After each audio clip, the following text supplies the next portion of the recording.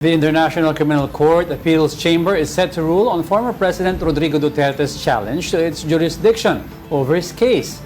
The five-member panel will deliver its decision in open court at 11 a.m. in The Hague or 5 p.m. Manila time. Duterte has asked to skip the hearing and has designated his lawyers to represent him.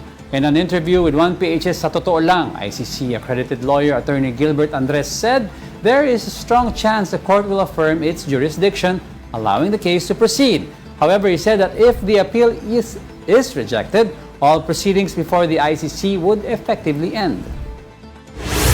Sa analysis ko, wala pa pong International Criminal Tribunal na nagsasabing wala siyang jurisdiction. Wala pa po. Yeah. Kaya kung base lang po natin sa mga previous decisions ng ibang International Criminal Tribunals, malaki pong chance na i-affirm po yung jurisdiction.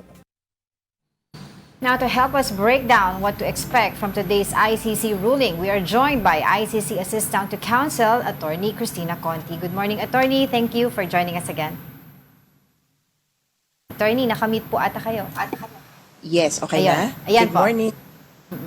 Alright, Attorney, perhaps you can tell us ano po ba ang, kumbaga, gaano ka-importante itong ruling na ito mamaya na ibibigay po ng ICC Appeals Chamber, knowing na, yun nga po, appeal ito This is not the first time that they're going to rule about this case.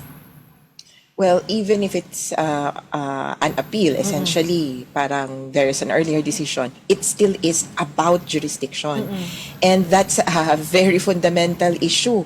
May kapangyarihan ba yung ICC na magsalita na silipin ang kaso in the first place? So I would say it's consequential, although we are confident that it will go our way. When you say jurisdiction, as in your, ano ba to, yung photo na pinakita nyo kanina, yung parang guide, what will happen if the decision of the pretrial chamber is reversed.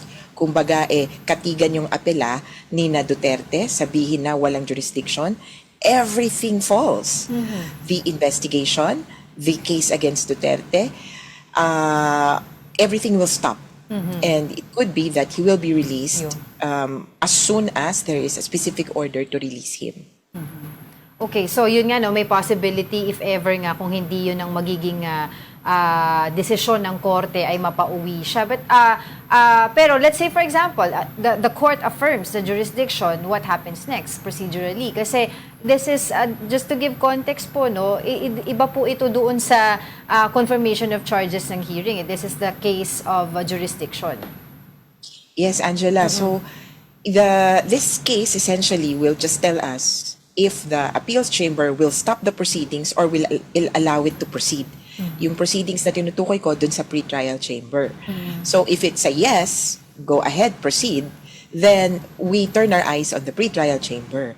Kung maalala po natin, ang inaasikaso ng pretrial chamber noong February ay yung confirmation of charges o pinag-uusapan nila ano ba yung scope ng charges. Meron bang ebidensya patungkol sa count 1, count 2, count 3, and so forth. And this is critical in the sense that when we proceed to trial, what are the charges that we will talk about? That decision is next week. 60 days after February 27, which was the last day of the hearing.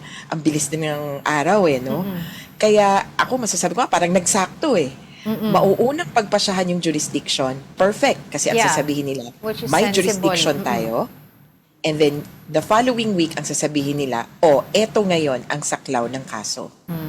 So, pero attorney, moving forward, in case na-deny nga yung appeal regarding yung jurisdiction, moving forward, wala nang chance na i-challenge pa ng defense team ni former President Duterte ang jurisdiction ng ICC. In other words, they have to move on ngayon sa confirmation and then if ever positive, move on to the case already.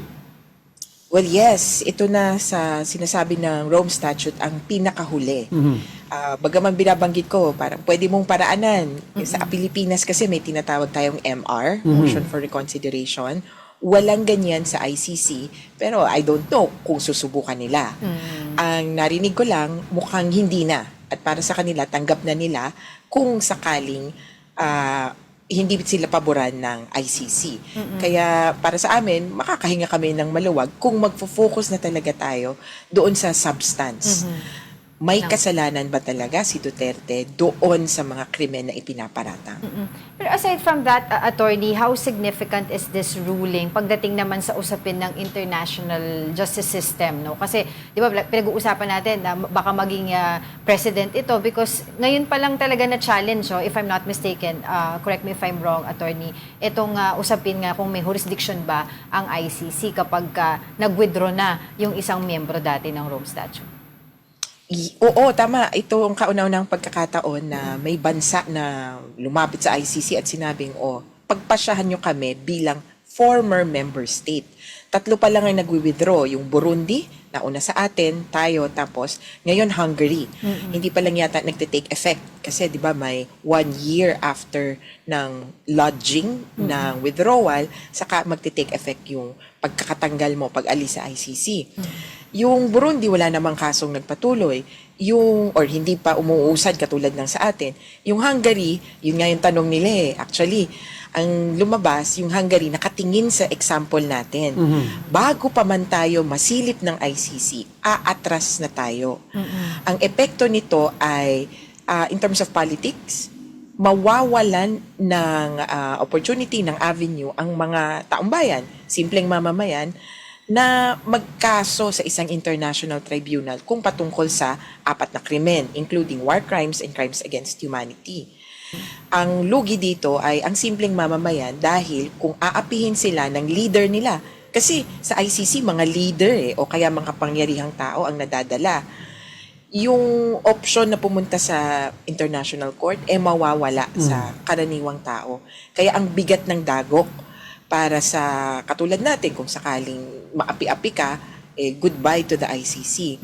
At para sa ibang bansa, ito naman ang example nun, or kumbaga ang message para sa mga leaders, wag na lang kayong sumali sa ICC para hindi kayo sumabit. Ang pangit naman nun, baka mamaya magkaubusan sa ICC.